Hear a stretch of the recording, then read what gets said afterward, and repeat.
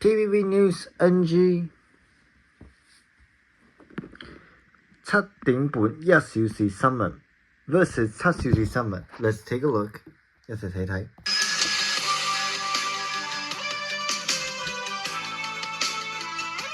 翻嚟新聞時間，連接洪水橋至前海嘅港深西部鐵路年內進行設計研究。運輸及物流局話，鐵路計劃公開招標。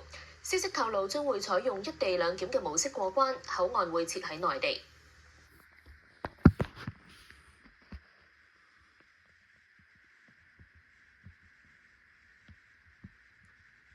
Let's take a look at the NG part。